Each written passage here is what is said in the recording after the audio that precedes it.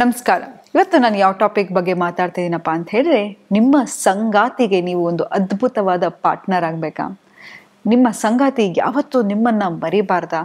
ನಿಮ್ಮ ಸಂಗಾತಿ ಯಾವತ್ತೂ ನಿಮ್ಮನ್ನು ಬಿಟ್ಟು ಪರ ಸ್ತ್ರೀ ಅಥವಾ ಪರ ಪುರುಷನನ್ನು ಕೂಡ ನೆನೆಸ್ಕೋಬಾರ್ದು ಅಂತ ಹೇಳಿದ್ರೆ, ಇವತ್ತಿನ ಟಾಪಿಕನ್ನು ಕಿವಿಗೊಟ್ಟು ಕೇಳಿ. ಏನಪ್ಪ ಅಂತ ಹೇಳಿದ್ರೆ, ಒಂದು ರಿಲೇಷನ್ಶಿಪ್ ಲಾಂಗ್ ಲಾಸ್ಟಿಂಗ್ ಆಗಿರಬೇಕು, ಆ ವ್ಯಕ್ತಿ ನಿಮಗೆ ಅಡಿಕ್ಟ್ ಆಗಬೇಕು ಅಂತ ಹೇಳಿದ್ರೆ ಒಂದು ಬಾಂಡಿಂಗನ್ನು ಸ್ಟ್ರಾಂಗ್ ಮಾಡ್ಕೊಳ್ಳಿ. ಅದೇನಪ್ಪ ಅಂತ ಹೇಳಿದ್ರೆ ಎಮೋಷ್ನಲ್ ಬಾಂಡಿಂಗ್. ನೋಡಿ, ಇವತ್ತು ಅಷ್ಟೇ ನಮ್ಮ ಎಲ್ಲರ ರಿಲೇಷನ್ಶಿಪ್ ನಮ್ಮ ತಾಯಿಯೊಟ್ಟಿಗೆ ಯಾಕೆ ಸ್ಟ್ರಾಂಗ್ ಆಗಿದೆ ಅಂತ ಹೇಳಿದ್ರೆ, ನಮ್ಮ ತಾಯಿ ನಮ್ಮೊಟ್ಟಿಗೆ ಎಮೋಷ್ನಲ್ಲಿ ಬಾಂಡಿಂಗ್ ಹೊಂದಿರ್ತಾರೆ. ಯಾವಾಗ ನಮಗೆ ಆ ಎಮೋಷ್ನಲ್ ಕನೆಕ್ಷನ್ ಸ್ಟ್ರಾಂಗ್ ಆಗಿರುತ್ತೆ, ಆವಾಗ ನಾವು ಆ ವ್ಯಕ್ತಿಯನ್ನು ಬಿಟ್ಟು ಇರಲಿಕ್ಕೆ ತುಂಬಾ ಕಷ್ಟ ಆಗುತ್ತೆ, ವ್ಯಕ್ತಿಯನ್ನು ಮರೀಲಿಕ್ಕೂ ತುಂಬಾ ಕಷ್ಟ ಆಗುತ್ತೆ. ಯಾಕಂತ ಹೇಳಿದ್ರೆ, ಒಬ್ಬ ವ್ಯಕ್ತಿಗೆ ನೋಡಿ ಯಾವತ್ತೂ ಅಷ್ಟೇ, ಇವಾಗ ಒಬ್ಬರನ್ನು ನೋಡ್ತೀವಿ, ಅವರು ನೋಡಲಿಕ್ಕೆ ತುಂಬ ಚೆನ್ನಾಗಿರ್ತಾರೆ, ಅದ್ಭುತವಾಗಿರ್ತಾರೆ, ತುಂಬ ಚಾರ್ಮರ್ ಆಗಿರ್ತಾರೆ. ಆದರೆ ಕೆಲವು ಸತಿ ಅವ್ರು ಬಾಯಿ ಬಿಟ್ಟರೆ ಯಪ್ಪ ಈ ಮನುಷ್ಯ ಹಿಂಗ ಅಂತ ಅನ್ಸುತ್ತೆ ಅಲ್ವಾ? ಯಾವಾಗಲೂ ಅಷ್ಟೇ ನೋಡಿ, ಎಷ್ಟೋ ಜನ ನೋಡೋಕ್ಕೆ ಚೆನ್ನಾಗಿರ್ತಾರೆ, ಎಷ್ಟೋ ಜನ ಹಣವಂತರು ಇರ್ತಾರೆ, ಆದರೆ ನಮಗಿದು ಯಾವುದೂ ಅಟ್ರಾಕ್ಟಿವ್ ಅಂತ ಅನ್ಸಲ್ಲ.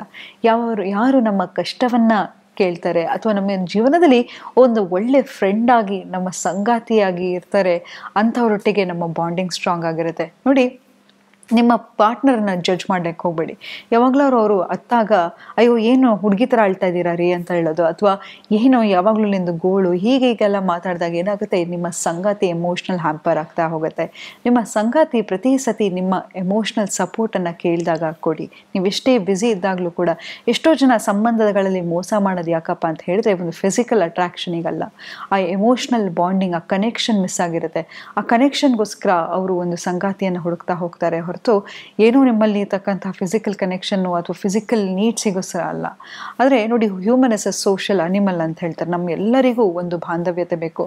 ನೋಡಿ, ಸೂಕ್ಷ್ಮವಾಗಿ ಅಬ್ಸರ್ವ್ ಮಾಡಿ ನೋಡಿ, ಒಬ್ಬ ಮನುಷ್ಯ ಒಂದು ಪ್ರಾಣಿನೇ, ಆತನಿಗೆ ಏನು ಬೇಕಂದ್ರೆ ಟೈಮಿಗೆ ಊಟ ಬೇಕು, ಒಂದು ಸಂಗಾತಿ ಬೇಕು.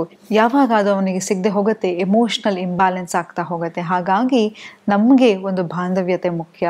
ಯಾವತ್ತೂ ಅಷ್ಟೇ ನಿಮ್ಮ ಪಾರ್ಟ್ನರನ್ನು ಊಟ ಮಾಡಿದ್ರ ಅಂತ ಕೇಳೋದಾಗಿರ್ಬೋದು, ಇವತ್ತಿನ ದಿನ ಹೇಗಿತ್ತು ಅಂತ ಕೇಳೋದಾಗಿರ್ಬೋದು, ಅಥವಾ ಅವ್ರು ಯಾರ ಬಗ್ಗೆನಾದರೂ ಹೇಳ್ತಿದ್ದಾರೆ ಅಂದರೆ ಕಿವಿಗೊಟ್ಟು ಕೇಳ್ಕೊಳ್ಳಿ. ಅಥವಾ ಅವ್ರನ್ನ ಜಡ್ಜ್ ಮಾಡೋಕ್ಕೆ ಹೋಗಬೇಡಿ, ನೀನು ಹೀಗೆ ನೀನು ಹಾಗೆ ಅಂತ ಹೇಳೋದು. ಅಥವಾ ಯಾವಾಗಲೂ ಒಂದ್ಸತಿ ಜಗಳ ಬಂದಾಗ ಅದನ್ನು ಆಪರ್ಚುನಿಟಿಯಾಗಿ ಯೂಸ್ ಮಾಡಿಕೊಂಡು ಅದಕ್ಕೆ ನಿನಗೆ ಹಂಗೆ ಆಗಬೇಕು, ಈ ಥರ ಆಗಬೇಕು, ಆ ಥರ ಆಗಬೇಕು ಅಂತ ಹೇಳಿದಾಗ ಅವರು ನಿಮ್ಮಿಂದ ಡಿಸ್ಟೆನ್ಸ್ ಆಗಿ ಮತ್ತೆ ಬೇರೆಯವರೊಟ್ಟಿಗೆ ಹಂಚ್ಕೊಳ್ಳೋಕ್ಕೆ ಶುರು ಮಾಡ್ತಾರೆ. ಯಾವತ್ತೂ ತಿಳ್ಕೊಳ್ಳಿ, ಯಾವಾಗ ಒಂದು ಸಂಬಂಧದಲ್ಲಿ ನಾವು ಮತ್ತೊಬ್ಬರ ಹತ್ರ, ಒಂದು ಆಪೋಸಿಟ್ ಸೆಕ್ಸ್ ಹತ್ರ ನಮ್ಮ ಎಮೋಷನ್ಸನ್ನು ಹೇಳ್ಕೊಡ್ತಾ ಇದ್ದೀವೋ, ಅದು ಕೂಡ it's a form of cheating. ಯಾಕಂತ ಹೇಳಿದ್ರೆ, ನಮಗೆ ಆ ವ್ಯಕ್ತಿಯೊಟ್ಟಿಗೆ ಇಂಟಿಮೇಟ್ ರಿಲೇಷನ್ಶಿಪ್ ಇದ್ರೂ ಕೂಡ ನಾವು ಎಮೋಷ್ನಲಿ ಕನೆಕ್ಟ್ ಆಗ್ತಾ ಇಲ್ಲ ಅಂತ ಹೇಳಿದ್ರೆ, ನೀವು ನಿಮ್ಮ ರಿಲೇಷನ್ಶಿಪ್ಪಲ್ಲಿ 100% ಕೊಡ್ತಾ ಇಲ್ಲ ಅಂತ. ಹಾಗಾಗಿ ಆ ಬಾಂಡಿಂಗನ್ನು ಬೆಳೆಸ್ಕೊಳ್ಳಿ. ಯಾವತ್ತೂ ಅಷ್ಟೇ ಎಮೋಷ್ನಲ್ ಬಾಂಡಿಂಗ್ ಯಾವಾಗ ಇರುತ್ತೆ, ಆ ಸಂಬಂಧವನ್ನು ನಾವು ಯಾವುದೇ ಕಾರಣಕ್ಕೂ ಬಿಟ್ಟು ಆಗೋಕ್ಕೆ ಸಾಧ್ಯನೇ ಇಲ್ಲ.